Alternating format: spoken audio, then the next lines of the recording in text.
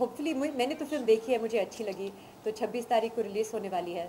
एक social subject को लेकर एक कमर्शियल फिल्म बनाई है हमने, जो मुझे सबसे अच्छी बात लगती है इस फिल्म में, कि ना सिर्फ आपको emotion, entertainment, suspense, action, drama सब कुछ मिलेगा, लेकिन फिल्म के दौरान होपफुली आपको कुछ हम चाहते हैं कि आप सोचें भी एक सब्जेक्ट को लेकर, जो है बच्चों के ऊपर जो सोशल इवल्स हैं हिंदुस्तान में, child labour, child prostitution, child trafficking, और एक लड़की जो बाहर से आती है एक सपना के साथ कि वो बच्चों के भविष्य के लिए कुछ करना चाहती है, एक स्कूल बनाना चाहती है, और फिर वो कैसे उलझ जाती है गांव के पॉलिटिक्स में, और कैसे सबका सामना करना पड़ता है नेहा को, और फिर वो जीतती हैं या नहीं। यादगार होना चाहिए आपका रोल। इसका मतलब नहीं कि सिर्फ लड़की को पावरफुल होना चाहिए या ताकतवर होना चाहिए।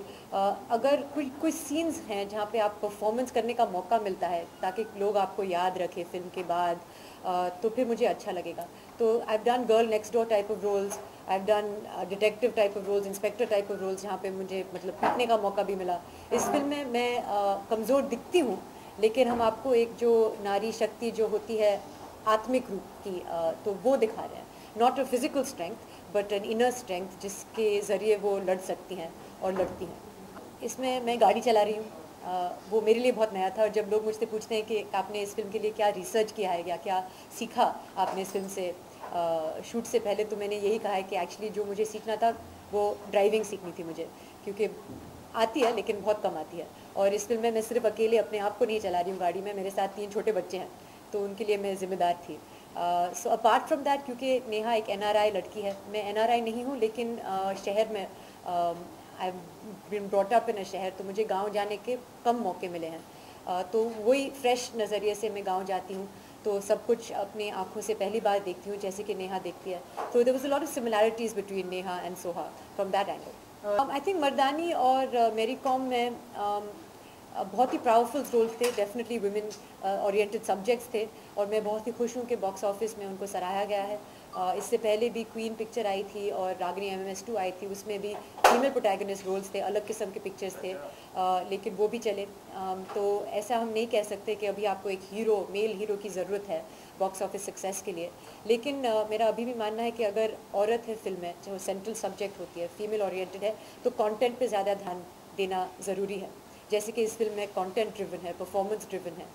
इस फिल्म में जैसे कि मर्दानी और मेरी कॉम में वो शायद लड़ते हैं, फिज़िकली लड़ते हैं। इस फिल्म में मैं फिज़िकली नहीं लड़ती हूँ, लेकिन एक जो मेंटल स्ट्रेंथ है औरत की, वो हम आपको दिखा रहे हैं। एविडेंस भी है, प्रूफ है। मैंने अपने फ़ोन से मैंने तस्वीरें ली अपने हाथ और पाँव के, क्या जहाँ पे सब ब्रूजिंग वूजिंग हुई थी, लेकिन टाइम पे नहीं। जब मैं शूट के बाद, घर जाने के बाद, नहा धोने के बाद, जब मैं रिलैक्स हो गई, तब मुझे पता चला। लेकिन ऑब्वियसली इट वाजंट सीरियस, ऐसे नहीं था कि मैं शूट नहीं कर पाई। जब हम एक स्ट्रगल सीन कर रहे थे, एक मोलेस्टेशन सीन है इस फिल्म का, बहुत ही इंपॉर्टेंट सीन था, तो 5-6 गुंडों के साथ मैं टकराती हूँ और उनके साथ झगड़ा होता है, जहाँ पे वो मुझे कैप्चर करते हैं।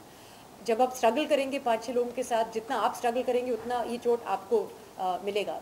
तो क्योंकि मैंने खुद स्ट्रगल किया, I got some bruises on my hands and knees, लेकिन वो जब आप शूट करने उस वक्त आपको पता नहीं चलता है, क्योंकि आप मोमेंट में हैं। सिर्फ घर जाने के बाद आपको पता चलता है। फिर मैंने ये तस्वीरें लेके अपने प्रोड्यूसर को भेजे कि देखो मैं कितनी कमिटेड हूँ। ने कहा कि कुछ लोग तो कह रहे कि मैंने गाया है इस फिल्म में, मैंने बिल्कुल गाया नहीं है, जो इस फिल्म की भलाई के लिए ही है। लेकिन कुछ लाइंस हैं जो मैं अपने साथ लाई हूँ, क्योंकि मैं बोलना चाहती हूँ। And it really I think encapsulates the spirit of the film, जो एजुकेशन है, शिक्षा है, जिससे हमें बहुत कुछ मिलता है, जिससे हम पूरे बन जाते हैं। That is what Rabindranath Gurudev Tagore ji said, और मैं कहती हूँ, तो इन हिज वर्ड्स, बच्चे भी इंसान हैं, वो बड़ों से ज़्यादा कोमल और सच्चे हैं, जिनके चारों ओर बनावटीपन की कोई दीवार नहीं। उनके संरक्षण और विकास के लिए ज़रूरत है ना सिर्फ उन्हें स्कूल में शिक्षा मिले, बल्कि साथ साथ एक ऐसी दुनिया मिले जहाँ प्यार हो, स्नेह हो। तो ये उन्होंने कहा और हमें अच्छा लगा, बिल्कुल जस्टिस करता है। सबसे पहले 4 फुटिया छोकरे कैची टाइटल है जो हम सबको अच्छा लगा, इट साउंड्स नाइस ओनली। और फिर इस फिल्म में 3-4 फुटिया छोकरे हैं जिनके साथ मुझे काम करने का मौका मिला, और एक्चुअली इस फिल्म के शूट के दौरान ही बड़े होते गए हैं, और अभी पता नहीं, I think they probably my height. एक तो सब जानते हैं हर्ष माया, जिनको नेशनल अवार्ड मिला था आई एम कलाम के लिए, he is an accomplished actor. फिर एक और यंग एक्टर है आदित्य, जो मुंबई से हैं। और फिर तीसरा जो नॉन एक्टर है, जो एक्चुअली मुंबई में काम करते थे, उन पता नहीं इत्तेफाक से प्रोड्यूसर और डायरेक्टर से उनकी मुलाकात हुई, जिनका नाम शंकर है। And he is really I think one of my favourite performances. अच्छा लगा, स्पेशली आई थिंक सीमा जी के साथ मुझे काम करने का मौका मिला मिडनाइट चिल्ड्रन में। लेकिन I have seen so many of her films from bandit queen and I have been really in awe of her, क्योंकि वो इतनी मतलब काबिल परफॉर्मर हैं और मजबूत परफॉर्मेंसेज हैं उनके। तो I was definitely nervous when had to work with her, लेकिन वो आपको इतना कंफर्टेबल फील करवाती हैं, क्योंकि वो खुद ऐसे लगती है जैसे उनको डर लगता है। और वो बड़े बड़े डायलॉग्स उनको नहीं चाहिए, तो वो मनीष जी जो हमारे फिल्म के डायरेक्टर थे, उनसे कहते थे कि मेरे डायलॉग्स थोड़ा सा कम कर दीजिए। तो she makes you feel very comfortable. लेकिन जैसे ही कैमरा ऑन होता है और वो उनका परफॉर्मेंस शुरू होता है, वो बिल्कुल बदल जाती है। There is a transform, you see a transformation when she becomes a character and she can make you cry in a heartbeat. Zakir भाई के साथ मैंने पहली बार काम किया है, तो बहुत ही अच्छा लगा। वो ट्रेडिशनली विलन का रोल करते हैं, इस फिल्म में भी एक सॉर्ट ऑफ विलनस कैरेक्टर है। बहुत ही अच्छा काम किया है उन्होंने। एंड इट्स डिफ़िकल्ट, क्योंकि उनके साथ एक बहुत ही मतलब वो जो इमोशनल सीन था, ट्रोमेटिक सीन था, तो it was difficult to interact with him afterwards, because वो कन्फ्यूजन है कि फिल्म में आप कुछ और हैं, फिल्म के बाहर आप कुछ और हैं। But they all wonderful. Mukesh also is very very strong performances, which is really, ये फिल्म जो है परफॉर्मेंस ओरिएंटेड सब्जेक्ट है। परफॉर्मेंसेज के थ्रू ही हम चाहते हैं कि लोग इमोशनली इफेक्ट हो जाए इस फिल्म से और इन्फ्लुएंस हो जाए। आंसर लॉन्ग आंसर चाहिए आपको? शॉर्ट आंसर नहीं।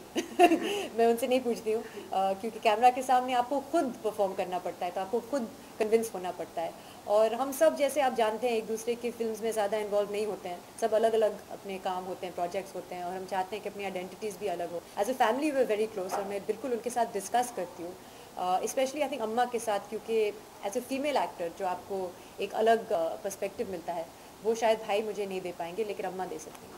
हमारे जो प्लान्स हैं अलग हैं, और मैं नहीं चाहती हूँ कि भाई मेरे लिए खासकर एक फ़िल्म बनाए। अगर उनको लगता है कि मैं उनकी कोई फ़िल्म में सूट हो, तो बिल्कुल हम डिस्कस कर सकते हैं। But as a producer, as an actor, एक अलग रिलेशनशिप होगा हमारा। भाई और बहन का अलग रिश्ता होता है। आई थिंक कि एज एन एक्टर, जो मुझे तो इंटरेस्ट है कि लोग मेरा परफॉर्मेंस अप्रिशिएट करेंगे या नहीं। और मुझे लगता है कि इस फिल्म में परफॉर्मेंस बहुत ही अच्छे हैं, क्योंकि मटेरियल बहुत ही अच्छा था। तो आई एम कॉन्फिडेंट। अगर मैं इस फिल्म की प्रोड्यूसर होती, तो मुझे थोड़ा सा डर लगता होगा इस वक्त, क्योंकि फिल्म अभी रिलीज़ पर है। और ये सब्जेक्ट जो है, इट्स अ कमर्शियल सब्जेक्ट, लेकिन एक छोटी फिल्म है, क्योंकि इस फिल्म में कोई हीरो नहीं है। ऐसे नहीं है कि कोई बड़ा मेल स्टार है जिसके ज़रिए आपको कुछ कॉन्फिडेंस मिलती है, क्योंकि हिंदुस्तान में हम स्टिल काफ़ी मेल स्टार क्रेज़ी है। तो आई थिंक कि बहुत ही मतलब मैं उनको बधाई देना चाहती हूँ। मैं मानती हूँ कि बहुत ही ब्रेव हैं कि उन्होंने इस फिल्म को बैक किया है। मुश्किल बात है, और कम पैसों और बहुत मतलब पैशन के साथ ये फिल्म बनी है। तो I wanted to do well at the box office for that. इस फिल्म में गाने बहुत ही इम्पोर्टेंट है, और बहुत ही अच्छे गाने हैं। And we are very lucky to have people like Malini Awasthi ji और शारदा सिन्हा जी, जिन्होंने इस फिल्म के लिए अपनी आवाज़ दी है। And there is a beautiful song also by Rabindranath Tagore, that actually हमारे प्रोड्यूसर जगविबा दत्त खोसला, उन्होंने खुद गाया है अपनी खूबसूरत आवाज़ में। So beautiful song, obviously not like Yo Yo Honey Singh type गाने इस फिल्म में मैच नहीं होते, but beautiful folk songs, one song about child marriage, one song about child trafficking. तो मुझे गाने बहुत ही पसंद हैं। कहना चाहूँगी कि मैं विनती करना चाहूँगी ऑडियंस से, एक्चुअली आप प्रोमो देखने के बाद खुद ही डिसाइड करेंगे कि आपको ये फिल्म देखनी है या नहीं। तो मेरे कहने से मुझे नहीं लगता है कि ज़्यादा कुछ होगा, लेकिन हम चाहते हैं कि ऑडियंस इस फिल्म को देखने जाए, क्योंकि अच्छी फिल्म बनी है और सब्जेक्ट अच्छा है, अलग किस्म का है, परफॉर्मेंसेस बहुत अच्छे हैं, गाने अच्छे हैं। तो मुझे लगता है कि अगर आप सिनेमा तक पहुंच जाएं, आपको ये फिल्म अच्छी लगेगी, और हमें आपकी सपोर्ट की ज़रूरत भी है। One step at a time. I think कि अभी एंगेजमेंट की न्यूज़ आई है, तो हमें अपने आप के लिए कुछ 4-5 महीने का वक्त तो शायद हमें मिलना चाहिए ना। तो 4-5 महीने के बाद बात करेंगे।